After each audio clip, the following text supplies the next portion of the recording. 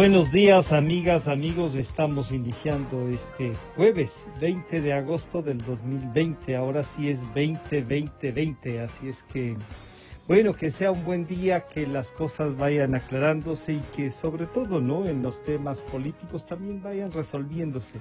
Que las propuestas de los movimientos y partidos políticos sean consecuentes con el momento difícil que vive el país. Pero en medio de esto, un tema que nos trae, que es este juicio denominado arroz verde en un principio y luego sobornos 14-16. Uno dice, aquí hay también una confusión política. ¿Se puede o no se puede presentar el expresidente? De acuerdo a la Constitución parecería que no. Pero también de acuerdo a la sentencia obtenida en este caso, se discutiría también si eso no es posible. Y para aclarar esto y pedir su visión, hemos invitado al señor doctor Ramiro García, ex presidente del Colegio de Abogados de Pichincha, decano de la Universidad Central del Ecuador en Jurisprudencia, y al doctor Marco Morales Andrade, catedrático universitario y también abogado litigante. Doctor García, bienvenido, buenos días. Esta consulta, ¿me decía algo, Milton? El doctor García no, está ya. Están conectándose al doctor Marco Morales Andrade, bienvenido, buenos días. Le decía que hay esta comunicación pidiendo una aclaración a la Corte y una respuesta de la jueza diciendo que hay una sentencia ejecutoriada. ¿Cómo debemos entender esto? ¿Se está diciendo que entonces, incluido con esta sentencia, no podrían ser candidatos aquellos que han sido sentenciados? Doctor Morales, bienvenido, buenos días. Buenos días, Francisco. A ver, ahí, al parecer, la Corte y la jueza Camacho, porque el día de ayer en la noche también, en la tarde-noche del día de ayer también hubo un alcance a esa comunicación que había existido en la mañana por parte de la jueza. Hay que entender a la norma en su integralidad, y en este caso estamos hablando del Código Orgánico Integral Penal. El Código Orgánico Integral Penal señala de forma clara que los recursos suspenden la ejecución de la sentencia, ¿no es cierto? Sí. Y evidentemente hay un recurso de casación interpuesto. En ese caso, es claro que todavía está suspendida la sentencia dictada por la Corte Nacional de Justicia en el caso de sobornos. Entonces, no podría ser un escollo para la presentación de la candidatura del expresidente de la República. Cosa contraria sucede con lo que prescribe el artículo 149 de la Constitución. Ese sí es clarísimo. El vicepresidente de la República tiene las mismas inhabilidades y prohibiciones que el presidente de la República. Entonces, aun cuando esta sentencia no se encuentre ejecutoriada, definitivamente el señor Rafael Correa no puede ser candidato a vicepresidente de la República. Planteado así, entonces, la aclaratoria hecha por la Corte lo que está diciendo es que hay un recurso, pero que en la etapa en la que le tocó a la jueza eso estaba ejecutoriado. Eso debemos entender, doctor. Sí, lo que pasa es que ahí un poco lo que se dice es, miren, el recurso de casación es un recurso extraordinario y efectivamente no es necesario agotarlo. Eso es lo que dice la doctora jueza, la señora jueza Daniela Camacho. Dice, miren, el recurso de casación es un recurso extraordinario que no es necesario agotarlo. ¿Esto por qué lo señala? Porque tanto la Constitución como los tratados internacionales en materia penal señalan de forma clara que en todo proceso penal debe existir una doble instancia, debe existir siempre un superior que revise. Esta revisión dada por el superior ya ocurrió, ya existió una apelación, la apelación ya fue resuelta. El recurso de casación es un recurso extraordinario, extremadamente formal, legalista, que lo único que hace es observar los errores de derecho en la sentencia. No se pueden volver a hacer pruebas, no se pueden volver a revisar pruebas, son solamente los errores de legalidad que tenga una sentencia. Pero saludamos nuevamente al señor doctor Ramiro García, que ya está también vía Skype. Doctor García, bienvenido, buenos días. Entonces, este recurso que si suspende, como se ha dicho, suspende la ejecución de la sentencia. La señora doctora Camacho ha dicho que, claro, siendo extraordinario, de todas maneras está en proceso. Eso debemos entender también, o lo que nos ha dicho ya, claro, el señor doctor Morales, tiene cabida, ¿no? Doctor García, bienvenido, buenos días. No sé si nos está escuchando, Ramiro. A lo mejor, sí, a lo mejor si puede conectarse vía telefónica, porque le observo y está intentando comunicarse Milton. Doctor Morales, mientras logramos ubicar la conexión con el doctor García, lo siguiente sería, entonces, la pregunta que me parece obvia del Consejo Nacional Electoral, porque tienen que estar informados y verificados, lo que hace es, en conocimiento de que hay un partido que ha decidido una precandidatura, preguntar, ¿estos señores podrán ser o es una apertura general? Es una pregunta más general, enfocada, sí, entre otros de estos casos, pero es una pregunta que el CNE debe hacer todos los años porque existe una inhabilidad para ser candidato. Es decir, si yo soy un ciudadano Deme una lista penal ejecutoriada, no puedo ser obviamente candidato porque tengo suspendidos mis derechos políticos, y uno de esos derechos políticos es de elegir y ser elegido. Entonces no puedo yo ser elegido, no puedo ser candidato si es que tengo una sentencia penal ejecutoriada. Lo que está haciendo el CNE dentro de los procesos comunes previo a al proceso de elecciones, porque recordemos que este fin de semana existe en las entidades políticas un proceso de democracia interna necesario previo a la postulación de candidaturas. Es decir, es indispensable que en ese proceso de democracia interna de los partidos políticos existan ya personas que sean hábiles para poderse presentar, y está haciendo las cosas dentro de los tiempos el Consejo Nacional Electoral, y está preguntando, como bien hace, porque ya las cosas se ejecutarían en la Corte Nacional, está preguntando a la Corte Nacional, mire, dígame usted cuáles son, qué personas tienen sentencia ejecutoriada y frente a las cuales no podrían ser candidatos. Y en este caso específico, porque es un tema público y notorio, tenemos un expresidente de la República, un ciudadano, que está involucrado en actos de corrupción con 2 instancias en donde tiene una sentencia condenatoria, faltando este recurso, el recurso de casación, con lo cual se ejecutaría la sentencia y perdería entonces sus derechos políticos. Doctor García, ahora sí creo que ya logramos entablar el diálogo. Bienvenido. La tercera es la vencida, suelen decir, así es que, bueno, una primera apreciación suya a la consulta, que parece entonces el Consejo Nacional Electoral está armándose de argumentos para poder luego calificar las candidaturas. Pero, ¿qué le hace meditar públicamente esto, doctor García? Bienvenido. Muchas gracias, Francisco. Un saludo para todos los oyentes. En efecto, este es un ejercicio que continuamente hace el Consejo Nacional Electoral a fin de establecer la idoneidad y la capacidad, sobre todo legal, de las personas a optar por candidaturas. Sin embargo, en este caso, creo que el pronunciamiento de la doctora Daniela Camacho es equivocado al establecer una supuesta calidad de ejecutoriada de la sentencia en el caso Sobornos, teniendo pendiente de resolución todavía un recurso de casación. En nuestra legislación, en las reglas generales de la impugnación, se establece que de manera general todo recurso suspende la decisión impugnada. Solo en aquellos casos en que expresamente la norma legal establece que no existe ese efecto suspensivo, sino que opera en efecto devolutivo, el recurso no suspendería.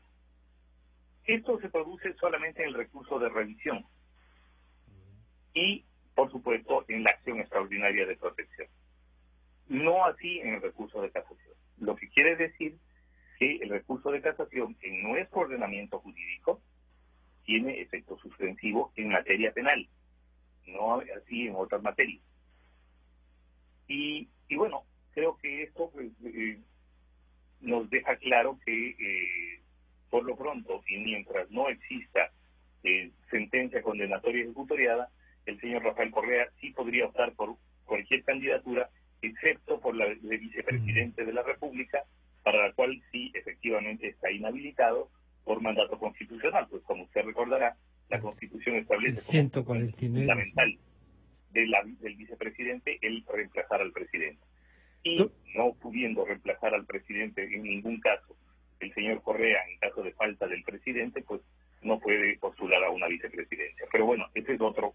Claro, pero en ese mismo tema, doctor García, ¿esta es entonces una estrategia política el proponerse como candidato sabiendo que no puede, pero además un poco anunciándonos que una voluntad de quién va indicando quién puede gobernar, sea quien sea el candidato? ¿Se puede especular algo así o simplemente quiere usar esto para victimizarse y que digan no me dejan participar? Y no es que no le dejan, no puede. Y nos tiene hablando a todos de lo que él podría o no podría hacer. Es un buen estratega, ¿no? Pero vale la pena que la ciudadanía no se confunda y entienda claramente lo que está pasando. Bueno, lo que él busca, la estrategia política es clara, busca eso, que nosotros hablemos de eso, que hagamos el análisis de por qué no puede participar como vicepresidente. Además, usted mira la lista de candidatos y él aparece como candidato a vicepresidente y también como primer candidato a asambleísta por migrantes. Así que tiene clara la película de que no puede ir como vicepresidente, que en el mejor de los casos, si es que no se dictara sentencia condenatoria ejecutoriada hasta la fecha de inscripción, podría hacerlo como asambleísta por migrantes, pero como estrategia y como catalizador de su electorado, pues funciona. Está en el legítimo derecho de incluso intentar engañarnos, pero puede llevar al debate al Consejo si se inscribe, ¿no? El Consejo deberá resolver si llega a presentar una inscripción, así sea telemática. Sí, bueno, ese es otro tema.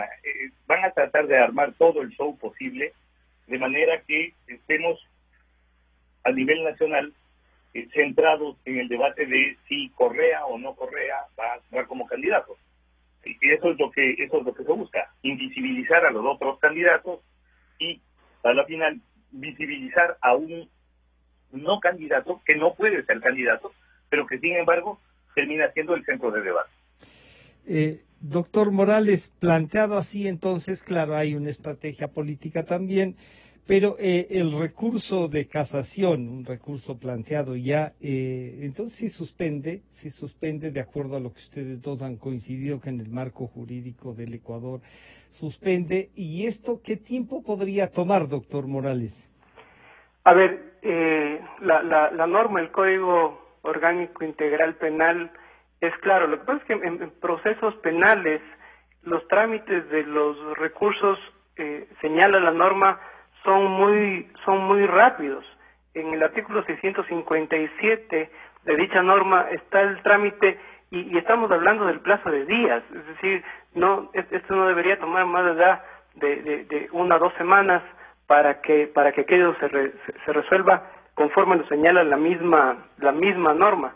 Pero tanto como usted y Ramiro aquí han señalado, esto en realidad más allá de ser un tema jurídico, en realidad es un tema político. Ahí existe un gran elector que es Rafael Correa y quieran o no, ese movimiento tendrá que ponerle la palestra así no esté de candidato. Es decir, ese va a ser el candidato aun cuando no estén listas. Yeah. Doctor García, siendo entonces una estrategia y tiene éxito por lo que nos demostró en estos 14 años, nos han demostrado el manejar y tienen recursos para eso. La doctora Camacho, ¿en qué se equivocó?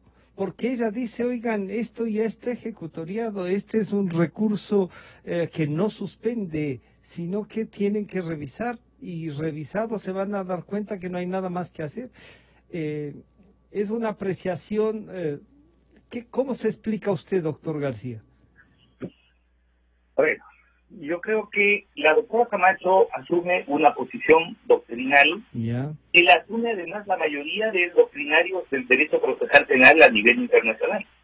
Si usted va, por ejemplo, a España, si usted va a Colombia, va a ver que el recurso de casación es un recurso extraordinario que ya no hace parte del proceso ordinario y que por tanto no opera en efecto suspensivo. Sin embargo, cada legislación configura sus recursos de manera diferente. Nuestro ordenamiento jurídico, y en específico el Código Orgánico Integral Penal, emitido en 2014, establece como generalmente suspensivos a todos los recursos, incluido el de casación, y solamente hace la salvedad en el recurso de revisión. Y por supuesto en la acción extraordinaria de suspensión. En el recurso de casación se mantiene el efecto suspensivo. Entonces, yo creo que la doctora Camacho asume una posición doctrinaria que es bastante aceptable fuera, pero que termina aquí en el Ecuador resultando una interpretación contra leyes y, por supuesto, vulnerando en eso el principio de legalidad. Así que creo que no es adecuada. ¿Pero es solamente un criterio o esto podría obligar al Consejo Nacional Electoral a tomar en cuenta ese criterio que, como usted ha dicho, siendo doctrinal, choca con el marco jurídico establecido en el Ecuador? Yo creo que el Consejo Nacional Electoral debería pedir un pronunciamiento plenario de la Corte Nacional de Justicia, no solamente, porque de lo contrario resultaría que una sola jueza podría definir cuáles son los alcances del recurso cuando eso es materia, sí, de la Corte Nacional, pero del Pleno de la Corte Nacional. Podría también acudir a una consulta a la Corte Constitucional respecto de este tema. Desde mi punto de vista, doctrinalmente, el recurso de casación debería operar solo en efecto devolutivo, pero en nuestra legislación, en nuestro ordenamiento jurídico, opera en efecto suspensivo por mandato legal. Y recordemos que esto ha sido así desde hace mucho tiempo. Casos como, por ejemplo, los 10 de Lulum Coto. Se suspendió se encontró en suspenso la sentencia hasta que se dictó la sentencia de casación, que además en ese caso tiró abajo todas las sentencias anteriores, las sentencias condenatorias que se habían dictado tanto por el Tribunal de Garantías Penales como por la Corte Provincial. Claro, doctor Morales, esta, si bien es una consulta que hace un funcionario administrativo, este funcionario administrativo lo que está es armando todo lo que se va a tener que enfrentar el Consejo Nacional Electoral. Entonces, este es el momento de solicitar, como ha dicho el doctor García, que la Corte en pleno se manifieste, porque argumentos doctrinales tiene la doctora Camacho. Lo que se choca es con el ordenamiento jurídico nacional, que aquí sí, como ustedes han dicho, tiene efectos suspensivos. Sí, yo creo que es innecesaria la consulta a la Corte porque la norma es bastante clara. El Código Orgánico Integral Penal dice de manera expresa que la interposición de un recurso suspenderá la ejecutoría de la decisión con las salvedades previstas en este código. Y como señalado el doctor García, efectivamente la salvedad prevista es el recurso de revisión, que no es el caso. El recurso de apelación y el recurso de casación son recursos que suspenden, y eso está clarísimo de la sola lectura del texto normativo. Entonces, no cabría una pregunta. Ahora, como digo, el recurso tiene que resolverse de forma pronta. No pasarán mucho tiempo para que el recurso se resuelva y sabremos si efectivamente tenemos una sentencia condenatoria ejecutoriada. Pero hay que definir, hay una posición de una jueza de la Corte Nacional que, si bien puede quedar claro para ustedes que están en el ejercicio de la profesión, que solo leyendo la norma queda claro, pero ya vemos que se podría, o sea, que doctrinalmente puede tener la razón o tiene la razón la doctora Camacho. Entonces alguien tiene que resolver esto, no podría quedar en el limbo una consulta y una respuesta que tendría consecuencias también, doctor Morales.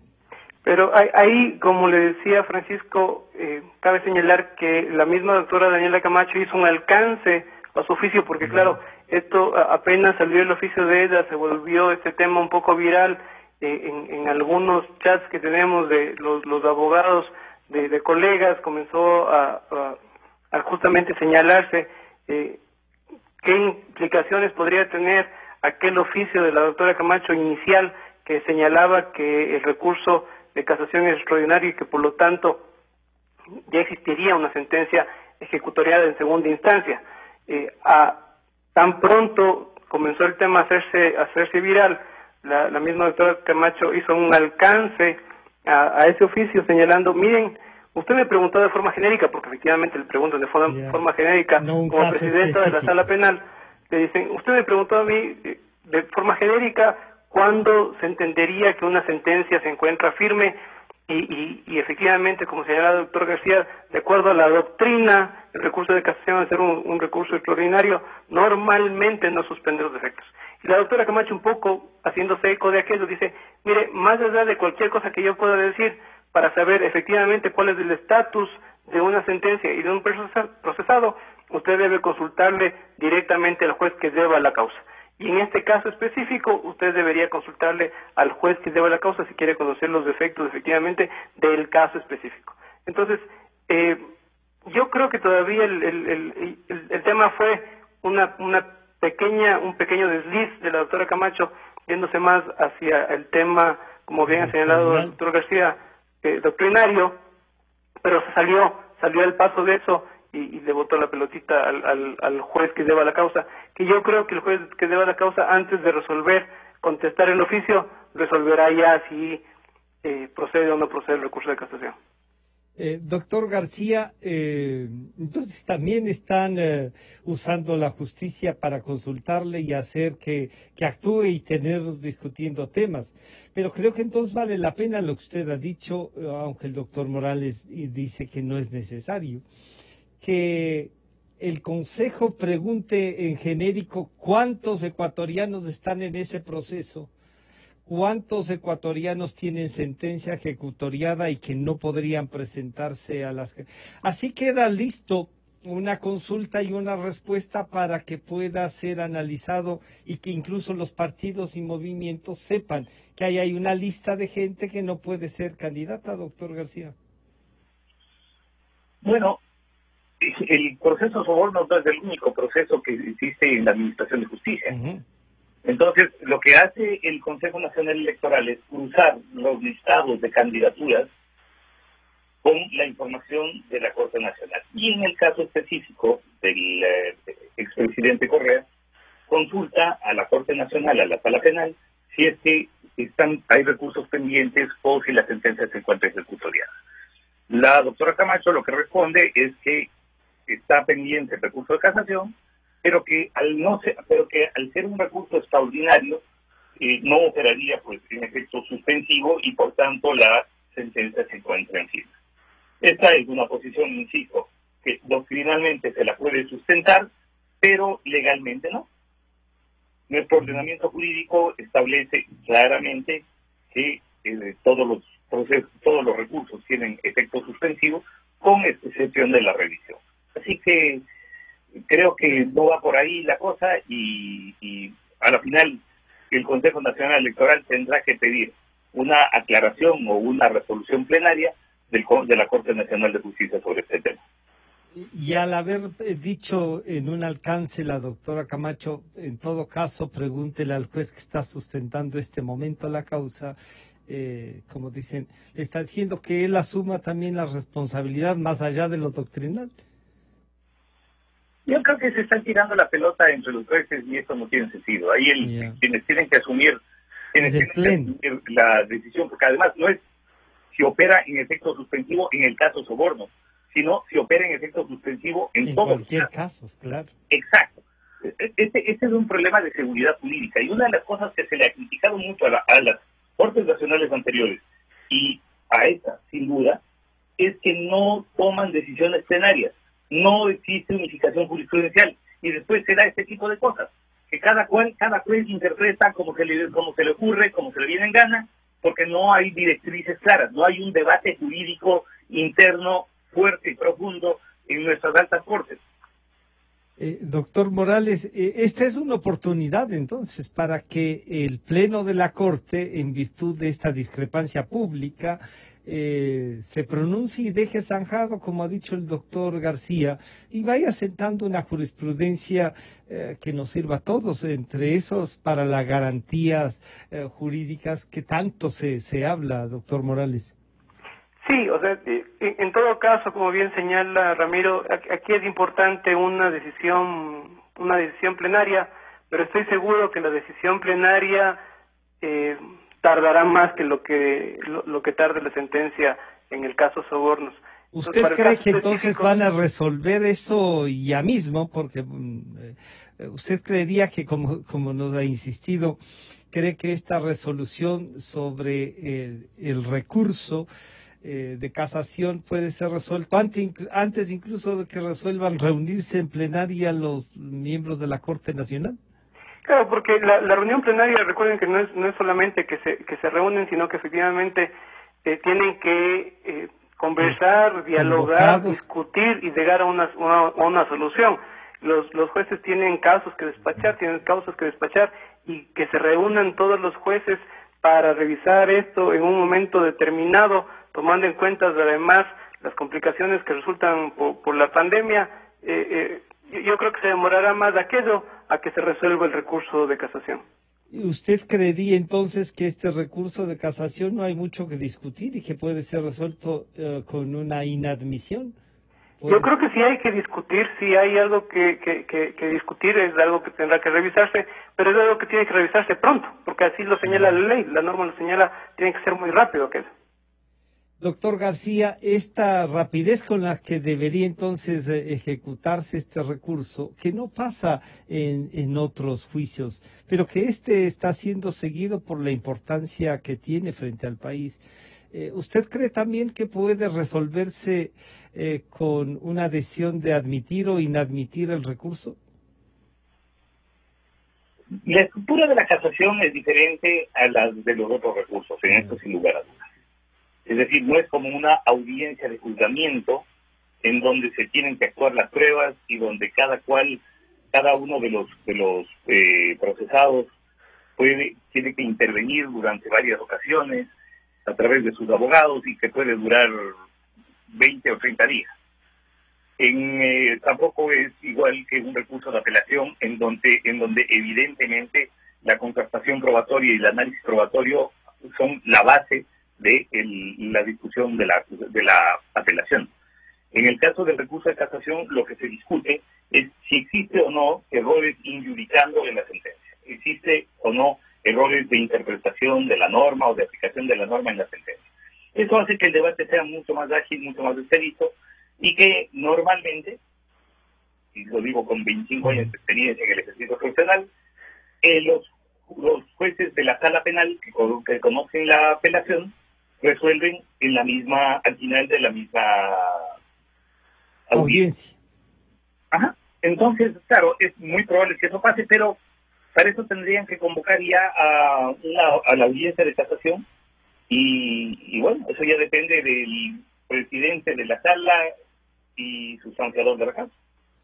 Se ha dicho que a usted que ya menciona la actuación de los jueces que estudiarán este tema de la casación, se ha hecho un análisis, ¿no? Es tan importante el caso, más allá de que otros tengan eso y que no se les ha dado la misma agilidad, que a veces uno dice deberían, porque si bien no son temas nacionales, hay que resolver los problemas jurídicos de la gente también.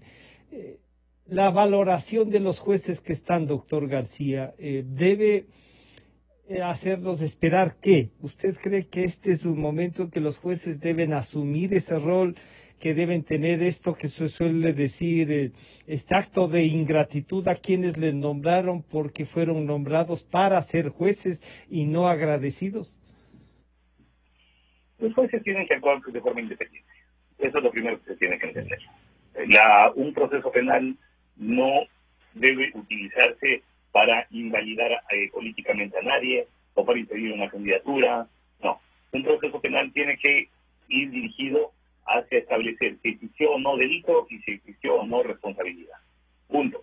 Eso es todo lo que se tiene que hacer. y es a eso a lo que tienen que circunscribirse los jueces, dentro de un plazo razonable, sin adecuarse a agendas político-electorales, sino que resuelvan cuando tengan que resolver. Pero eso significaría entonces que se pueden demorar un tiempo. Por supuesto, por supuesto. No, por supuesto, esa es su prerrogativa como jueces, y nosotros desde acá no podemos ejercer una presión social o política para que se resuelva inmediatamente los temas. Porque de lo contrario, estaríamos cayendo en lo mismo que hemos criticado durante estos últimos, durante más de una década. Doctor Morales, entonces pueden tomarse un tiempo. Y claro, lo que dice el doctor García es así. Hemos criticado que se presione, no que se analice y que se sigan los juicios públicamente por la trascendencia que tiene. Se ha criticado que incluso lleguen a enviar memorándums para que actúe de tal o cual manera los jueces, o que el sábado se dé la sentencia y los jueces el día martes ya estaban dictando lo que les habían dicho que había que dictar. Pero este es un proceso de una inmensa trascendencia que incluso puede llevar al debate, como de hecho ha llevado, de unas posibles candidaturas de quienes nos pueden gobernar. ¿Usted creería entonces que la Corte debe resolver lo más rápido posible o esperamos que se tome su tiempo, como dice el doctor García? Yo creo que, dada la importancia del proceso, la misma Corte, la misma Corte, los jueces que están a su cargo, harán lo posible por resolver esto de forma pronta. Efectivamente, la sociedad, los doctores políticos no podemos poner presión, los abogados no podemos poner presión en los jueces. Yo creo que ellos, por su cuenta, se sienten ya presionados para tener que despachar este tema rápido. Yo creo que las cuestiones, como han venido sucediendo, están despachándose más rápido de lo que sucede en otros casos y por justamente la importancia que tiene este proceso para la sociedad ecuatoriana. Pero efectivamente estoy seguro que se resolverá este tema pronto, más allá de la presión por la importancia misma que tiene el caso. Esperemos que por no por resolverlo pronto se resuelva mal. Eso es algo importante. Tiene que tomarse su tiempo para que se resuelvan las cosas bien, pero yo considero que al ser algo que ya un poco ha estado en el ojo público, yo creo que los jueces resolverán ese tema de manera pronta, la verdad. Doctor García, y entonces aprovecho ahí, usted que es formador, es el vicedecano de jurisprudencia de la Universidad Central, ¿cómo preparar a los abogados en esta nueva forma entonces de hacer? Porque de hecho el tema público se ha vuelto un tema que va acompañando al ejercicio profesional. Y claro, y uno dice, pueden debatir, no sé si ayuda el tema oral, que vayamos acostumbrándonos a que se puede debatir los casos, pero que son los jueces, estos jueces que los que tienen que actuar y tienen que garantizarnos a todos, más allá de lo que podamos estar diciendo en el programa, doctor García. Efectivamente, Francisco, el derecho, hoy por hoy, atraviesa posiblemente sus mayores cambios en 400 años. Nuestro gremio, como gremio profesional, hemos sido siempre muy reacios a las tecnologías.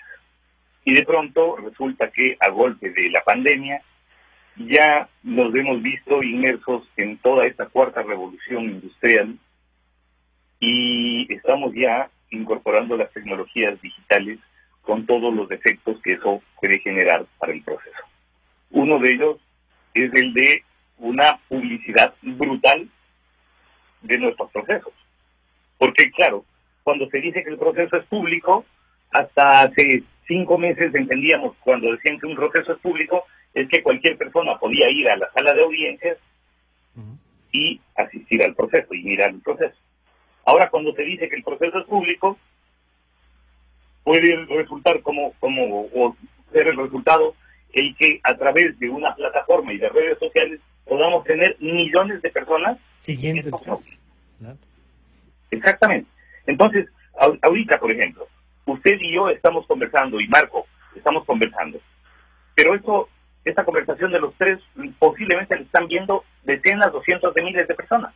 Lo mismo va a pasar con los juicios. Si usted comparte pantalla a través de otras plataformas, usted puede difundir sus juicios enormemente. De hecho, ya hay jueces que están convocando a la ciudadanía a mirar sus procesos. Y ya lo están. Hay jueces que ya están utilizando redes sociales, por ejemplo. Y están utilizando redes sociales para informar que con fecha tal, en el caso tal, se va a convocar a una audiencia de tal cosa, y dan inclusive el PIN de acceso al Zoom. Entonces, con eso, millones de personas pueden mirar la actuación procesal. Eso, yo creo Pero que eso da más transparencia. Tiene efectos positivos y negativos. Yeah. Por un lado, con los efectos positivos, sin duda, una mucho mayor publicidad y transparencia en la actuación de los operadores de justicia. Pero por otro lado, también una enorme presión sobre los jueces que son parte de la sociedad. Es decir, ya los jueces tienen que mentalizarse de que ellos tienen que actuar al margen de lo que digan, ya no solamente los medios públicos o los medios de opinión pública, digámoslo así, sino también los portales digitales, las redes sociales, los influencers, que pueden tener tanto o más influencia en una decisión judicial que inclusive los propios medios de comunicación. Doctor Morales, entonces, ¿cómo enfrentar este tema? Y sobre todo, ¿no? ¿Cómo garantizarnos que los jueces entonces no se asusten cuando alguien zapatea y les anuncia que vuelve y que puede volver a tener el control o volver a poner las manos en la justicia? ¿O cómo hacemos para que esto, que pueda ayudarnos en la transparencia, nos ayude a que estos jueces también actúen estrictamente en apego a la ley? Yo creo que los jueces desde siempre han tenido presiones. Antes tal vez eran los medios de comunicación, ahora eso se ha democratizado porque los jóvenes, la población se mueve también a través de las redes sociales, a través de la mensajería instantánea en celular, y entonces ya está democratizada esta intervención que puede tener el público. Yo creo que los jueces siempre debieron estar un poco ya permeables a estas injerencias. Y un buen juez es aquel juez que resuelve en base a la ley y sus principios, en base a la ley y a la ética, más allá de que puede existir presiones sociales. El buen juez es el que efectivamente conoce el derecho y tiene principios, y en base a los principios y al derecho puede resolver. Yo creo que sí, cada vez habrá más presión. Yo he visto muchos colegas que utilizan las redes sociales un poco para promocionarse y promocionar los casos y tratar de generar presión por ahí. No veo eso completamente malo si es que los jueces están preparados para que eso no les influencie.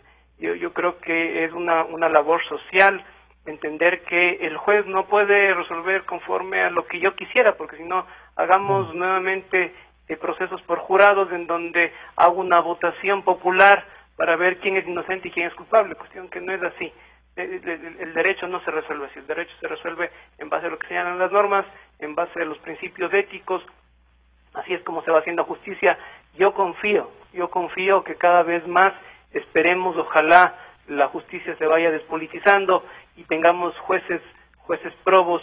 Yo creo que eso sí es posible. Un claro ejemplo es la actual Corte Constitucional, que nos da muestras de que sí se puede poner un par al poder, que sí se puede poner un par a las presiones y que sí se puede hacer respetar el derecho. Doctor García, entonces, con esto para concluir, usted diría, ¿va por también formar entonces en las universidades a jueces, a tener una especialización, y que no sea pues el que, como no tengo trabajo, voy a buscar un trabajo de juez, no, sino que tenga una vocación, que sepan que ahí no se van a hacer millonarios, que van a poder tener una vida, pero que ser juez es algo mucho más trascendente? ¿Cómo logramos incentivar a lo que también ha dicho el doctor Morales, ¿no? Que se van transformando, que las cortes van dejando de tener la presión o respuesta y van teniendo sentencias que, si bien no pueden ser populares, son sentencias que hay que respetarlas? Sí, en efecto, el derecho ha cambiado nuestra forma de interactuar. Si usted hace 6 meses me invitaba a una entrevista y yo le decía, oiga, hagámoslo a través de Skype, usted me hubiera dicho, vea, deje nomás. O sea, si usted no viene, no me interesa hacerle la entrevista. Hoy por hoy hemos normalizado que lo hagamos a través de estas plataformas. Y vemos que además no está nada mal. El mensaje a la ciudadanía le llega muy bien, le llega tal cual si yo estuviera sentado al lado suyo en el set de Radio Democracia. Entonces, yo creo que el mundo ha cambiado y el derecho también. Siempre hemos sido como... los más conservadores. Muy reacios a la incorporación de tecnologías. Como abogados, las únicas tecnologías que hemos incorporado en los últimos 100 años ha sido hace 100 años la máquina de escribir, hace más o menos 40 años el fax y hace 30 años el computador. Y ahora de pronto estamos hablando de inteligencia artificial, estamos hablando de Big Data, estamos hablando de Legal Tech, estamos hablando de blockchain, estamos hablando del Internet de las cosas y todo eso aplicado a la administración de justicia. La próxima semana estoy invitado a un congreso internacional, obviamente, desde aquí por Zoom, en donde vamos a discutir el tema de los jueces robots que ya están operando en países como China. Pues. Entonces, pensar que vamos a seguir formando abogados del siglo XXI en aulas del siglo XX con la metodología del siglo XVIII ya no tiene sentido. En este momento los colegas tenemos el reto de actualizarnos y de entender que vivimos otro mundo que no depende de nuestra voluntad. Por lo tanto, o nos adaptamos o nos vamos a ver abocados a una suerte de jubilación anticipada. Yo les quiero agradecer, no jubilarles a ninguno de los dos, ustedes tienen todavía mucho que darnos. Al doctor Marco Morales Andrade, muchísimas gracias, al doctor Ramiro García Falconi, muchas gracias por acompañarnos. Estaremos en contacto entonces. Luego de este corte volvemos con el economista Abelardo Pachán. Con toda la fidelidad, un manejo informativo solvente. Democracia. Inicio de espacio promocional y publicitario.